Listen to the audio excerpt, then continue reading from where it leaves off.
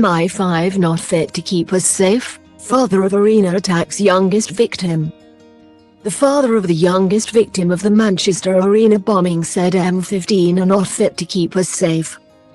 As its boss said, he was profoundly sorry the attack was not stopped. The Security Services Director General, Ken McCallum, issued the apology after the public inquiry into the May 2017 atrocity found it might have been prevented if MI5 had acted more swiftly on a piece of intelligence received in the months before. Two pieces of information about suicide bomber Salman Abedi were assessed at the time by the Security Service to not relate to terrorism. But Inquiry Chairman Sir John Saunders said, having heard from MI5 witnesses at the hearings into the bombing, which killed 22 people and injured hundreds, he considered that did not present an accurate picture. The officer admitted they considered a possible pressing national security concern on one of the pieces of intelligence, but did not discuss it with colleagues straight away and did not write up a report on the same day. In his 207-page report, Sir John said, the delay in providing the report led to the missing of an opportunity to take a potentially important investigative action. Based on everything the Security Service knew or should have known, I am satisfied that such an investigative action would have been a proportionate and justified step to take. This should have happened. He said that if the intelligence had been followed up immediately, it could have led to Abedi, 22, being followed to the parked Nissan Micra where he stored the explosive, and which he later moved to a rented city centre flat to assemble. The chairman added that Abedi also could have been stopped at Manchester Airport on his return from Libya 4 days before the attack. Following Thursday's publication of the report, bereaved families said they hoped lessons would be learned. Andrew Russos, whose daughter Safi Rose, 8, was killed in the blast, said, "Our beautiful little girl lost her life because of the failings of the security services. We all heard the evidence and knew there were failings, but hearing how this tragedy might have been avoided is devastating for us all.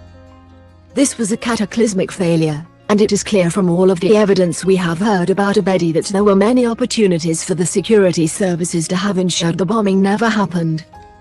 In my view, the fact that MI5 failed to stop him despite all of the red flags available demonstrates they are not fit to keep us safe and therefore not fit for purpose." The parents of Chloe Rutherford, 17, and Liam Curry, 19, both from South Shields, also voiced their anger at the security service. Ms. Curry said, "Those that played any part in the murder of our children will never, ever get forgiveness. From top to bottom, MI5 to the associates of the attacker, we will always believe you all played a part in the murder of our children."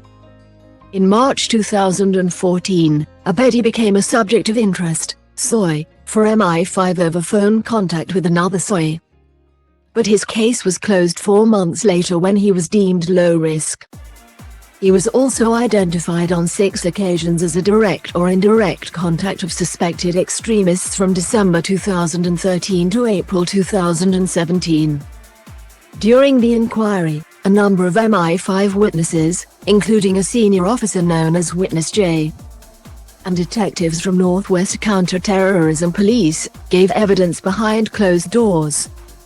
The secret sessions, which included evidence about the 2 pieces of intelligence received months before the attack, were held so as not to compromise national security and the inner workings of MI5 and counter-terror police. Sir John's report on the circumstances surrounding the bombing at the end of an Ariana Grande concert also focused on the radicalization of Manchester-born Abedi, of Libyan descent. Abedi's brother, Hashim Abedi, 25, was jailed for life after he was convicted of assisting the plot. Sir John concluded, the Abedi family holds significant responsibility for the radicalization of Salman Abedi and Hashim Abedi. That includes their father Ramadan Abedi, mother Samiat Abel and elder brother Ismail Abedi, each of whom has held extremist views. Convicted terrorist Abdul Rauf Abdallah, a childhood friend of Abedi, also had an important role in his radicalization. While another Manchester associate, Raphael Hosti, an Islamic State member killed in a drone strike in Syria, was also likely to have been an influence. Evidence into the circumstances leading up to and surrounding the atrocity was heard in the city between the 7th of September 2020 and the 15th of February 2022. Two previous reports into the terror attack were issued by Sir John. The first was in June 2021 and highlighted a string of missed opportunities at the arena venue to identify Abedi as a threat before he walked across the city room foyer and detonated his shrapnel-laden device. Sir John's second report last November delivered scathing criticism of the emergency services response to the bombing. He ruled that care worker John Atkinson, 28, would probably have survived but for the failures on the night. While there was a remote possibility that Safiros Roussos could have lived, with different treatment and care. Following publication of his final report, Sir John said, "I can only hope that we achieve something by our efforts. That will only happen if those away from this inquiry can share in the desire of those who have taken part in it to make things better.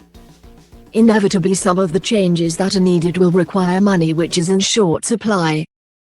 But protecting the lives of the people of this country must be a high priority for any government.